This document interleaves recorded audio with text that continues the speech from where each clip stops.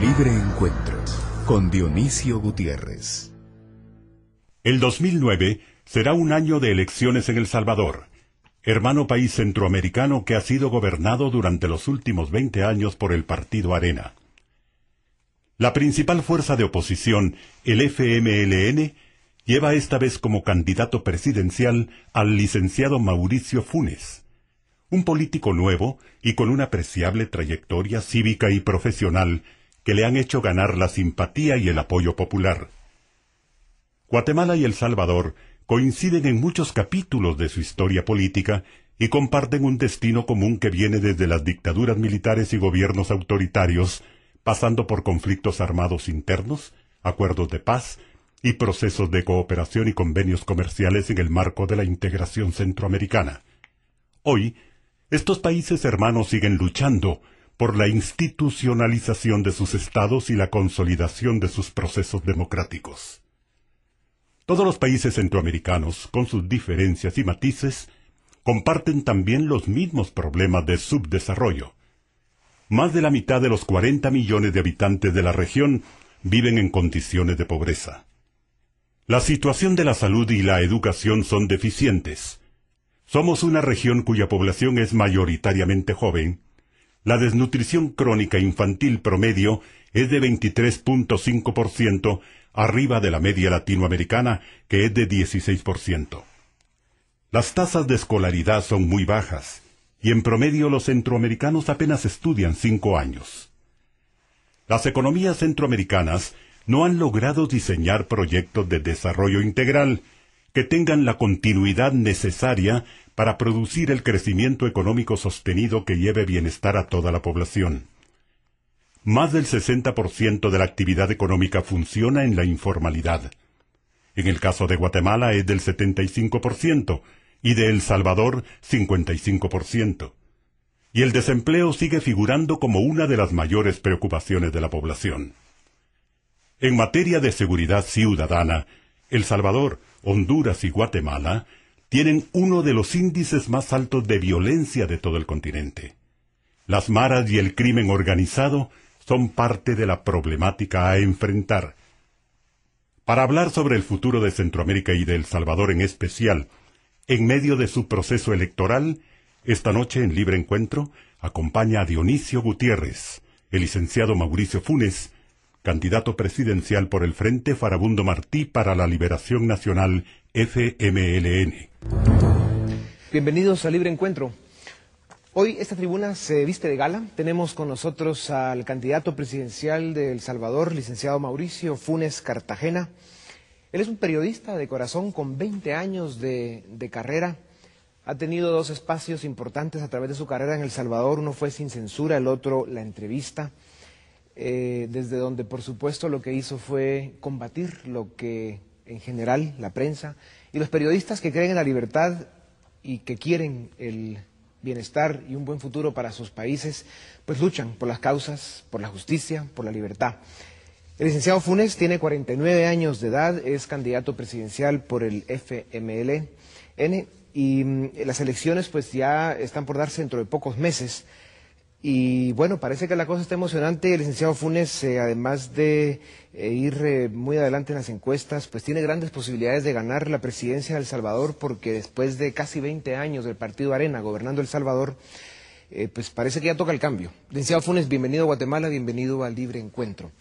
Muchas gracias por la invitación, Dionisio. Un saludo a través de este prestigioso programa a toda la audiencia guatemalteca, a los hermanos guatemaltecos y a todos aquellos que nos sintonizan a través del cable y, por supuesto, a nivel internacional. Un placer estar con usted en este foro que se ha caracterizado por ser uno de los foros más importantes de defensa de la libertad de expresión en su país. Muchas gracias, licenciado.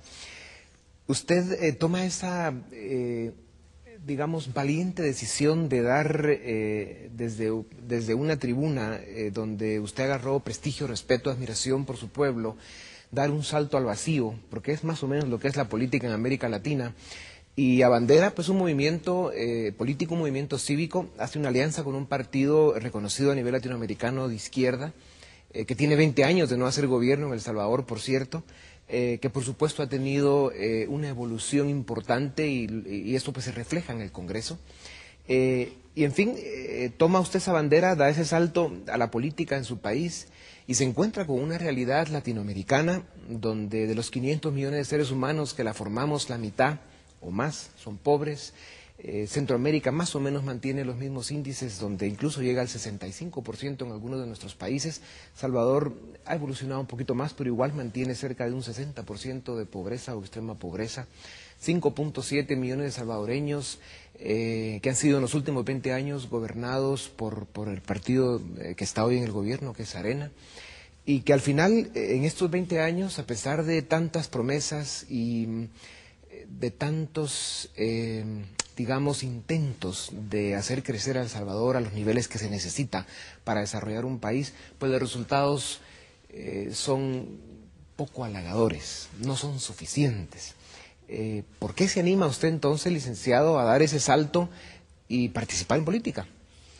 Usted me ha facilitado la respuesta, justamente por ese excelente diagnóstico que hace de la realidad de mi país y de la región latinoamericana. Es que llego al convencimiento, después de 21 años de ejercicio periodístico profesional, que debo dar un salto más que al vacío, un salto de calidad. El ejercicio periodístico, cuando se concibe como una profesión que demanda de un posicionamiento frente a la realidad, especialmente frente a las realidades como las nuestras, realidades caracterizadas por altos niveles de pobreza, desigualdad social, por una brecha que se ha venido profundizando cada vez más. No lo digo yo, no lo dice la oposición en El Salvador, lo reconocen los más recientes informes del programa de Naciones Unidas para el Desarrollo, que plantea que El Salvador es el país de América Latina, si no el país, al menos uno de los países de América Latina con el mayor nivel de brecha social.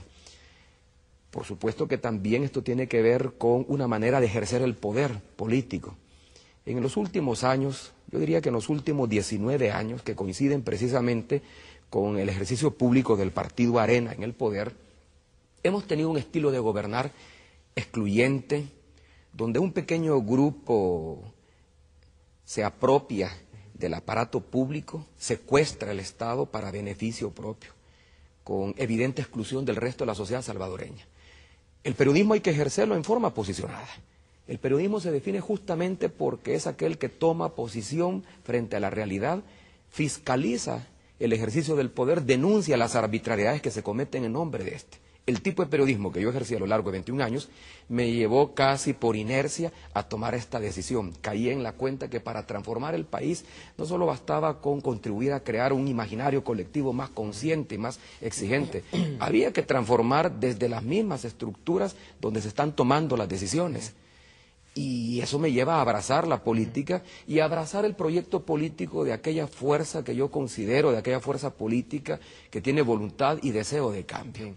Por eso es que doy el salto. Cuando hablamos de ese salto a la política y después de 21 años de ejercicio periodístico, hay también algunos niveles altos de frustración por estar señalando, criticando, proponiendo en muchos casos los cambios y dando a entender las necesidades que tienen nuestros países, y se va acumulando frustración de que es mejor dar ese salto y tratar de hacer en vez de seguir diciendo. Por ahí va el tema. Más que frustración, se trata de una toma de conciencia, de una conciencia cívica. Cualquier ciudadano que vive en un país con estos niveles de exclusión y marginalidad, donde hay mucho que hacer todavía, al final no puede tomar una actitud pasiva frente a la realidad. Sí. No es que el dominio de la palabra y un programa de opinión como este que yo tuve a lo largo de 21 años me haya provocado la frustración de que no estaba haciendo nada. Sí. Más bien llego a la toma de conciencia de que hay que hacer algo más, dar un salto de calidad, entrar en la esfera política para desde ahí provocar los cambios que el país necesita.